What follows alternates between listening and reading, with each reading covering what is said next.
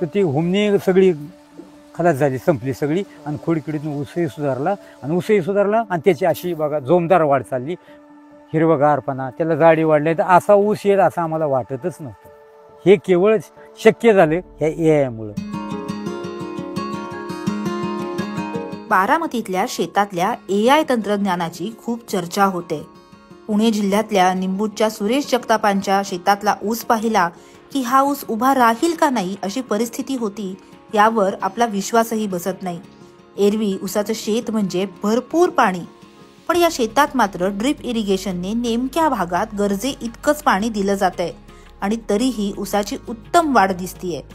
चांगल्या जाडीचा आणि उंचीचा हा ऊस पिकला आहे कृत्रिम बुद्धिमत्तेच्या आधारावर, अर्थातच AIच्या आधारावर. गेल्या वर्षी जगतापांनी आपल्या शेतात शेतीसाठी AIचा वापर करायचं ठरवलं. मग त्यांच्या शेतातल्या मातीचं परीक्षण झालं, आणि त्यानंतर एक वेदर स्टेशन आणि एक मॉइश्चर सेन्सर शेतात बसवलं गेलं, आणि सुरू झाली AI वरची शेती. जी पहिली पारंपरिक ऊस शेती जी करायचो त्यातून ह्यात थोडा बदल आहे. ह्यात म्हणजे असा बदल आहे ह्यात की ह्याच्यात आपल्याला जर ऊस लागवड केली तर पहिलं ऊस लागवड केल्यानंतर पहिलं आम्ही त्याला ड्रिंचिंग म्हणा किंवा लहानपणी फवारणी म्हणा हे काही शेतकऱ्यांच्या हातून होत नव्हतं, म्हणजे ते लक्षात सुद्धा येत नव्हतं. तर AI हे सगळे अधिकारी आपल्याला सुचवायचे की तुम्हाला हे ड्रिंचिंग घ्यावं लागेल, किंवा त्याला खोडकीड पडलेली ह्याला एक फवारणी घ्यावी लागेल, खालून ड्रिंचिंग करावं लागेल. हे त्यांचं अलर्ट आल्यानंतर, हे आपल्याला कळाल्यानंतर आपण तेवढं केलं की बरोबर ऊस चांगला वाढीला लागतो. आणि तिथूनही पुढं गेलं तर ती जी ड्रिंचिंग किंवा हे फवारणी घेतले ना तर पुढं ऊसाला जे फुटवे निघतात ते फुटवे मेंटेन होतात. म्हणजे काही ह्याला खूप जास्त फुटवे, काहीला कमी असा प्रकार होत नाही. सरासरी 8-9, 8-9, 10, 8-9 फुटवे निघतात. आणि आपल्याला ह्या एक एकरात सर्वसाधारण 45,000 ते 50,000 ऊस हवे असतात. तर ते सर्वसाधारण ह्या AI टेक्निकमुळं आपल्याला ते बरोबर सक्सेस होतं. आणि ते सक्सेस झाल्यानंतर ऊसाला पाहिजे एवढी जर जागा त्याच्या मापाची मिळाली, 1 स्क्वेअर फूट एका ऊसाला जागा लागते मिळाली की ऊसाची वाढही चांगली होती, पेऱ्यातलं अंतरही वाढतं ऊसाचं, पेऱ्यातलं अंतर वाढतं, जाडी बी वाढते. आता ऊसाला जाडी बी येते, जाडी येणे आणि पेऱ्यातलं अंतर वाढणे ह्यामुळे ऊसाची हाईट वाढते, आणि हाईट वाढल्यानंतर आपोआप टनेज वाढते. म्हणजे शेतकऱ्याच्या उत्पन्नात त्याच्यामुळे वाढ होते. आता जगताप यांच्या शेतातल्या ऊसाचं टनेज जवळपास दुपटीने वाढल्याचं ते सांगतात. ऑक्सफर्ड विद्यापीठाचा आर्टिफिशियल इंटेलिजन्स म्हणजे कृत्रिम बुद्धिमत्ता विभाग, मायक्रोसॉफ्ट आणि बारामतीचं कृषी विज्ञान केंद्र यांच्या मदतीने हा प्रकल्प सुरू करण्यात आलाय.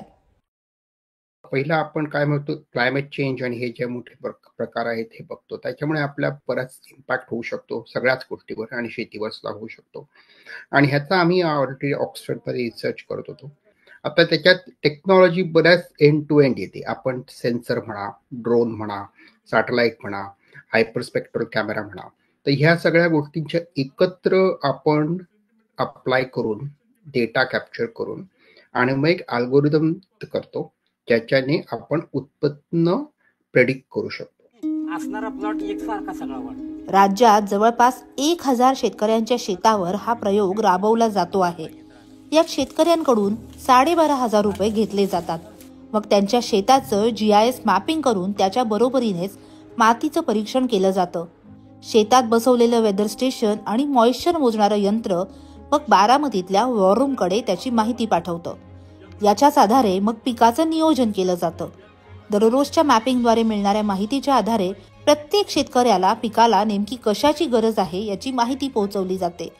मोबाईलवर येणारे हे अलर्ट्स इतके नेमके असतात की शेताच्या कोणत्या कोपऱ्यात पाणी कमी आहे, कोणत्या बाजूला खतांची गरज आहे आणि कुठे रोग येण्याची शक्यता आहे का, या सगळ्याची माहिती दिली जाते.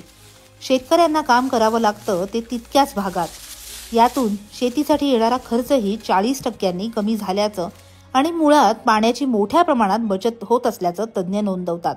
याच्याद्वारे मिळणारी इन्फॉर्मेशन जे माहिती, ती सॅटेलाइटची माहिती आणि प्रत्यक्ष स्टॅटिक लॅबमध्ये तयार केलेला रिपोर्ट, ह्या सर्वांच्या एकत्रित माहितीतून आपण सुरुवातीपासून शेवटपर्यंत त्या ऊस पिकाला आपल्याला काय द्यावं लागेल, खताच्याद्वारे अन्नद्रव्य व्यवस्थापन हे सगळं ठरवत असतो.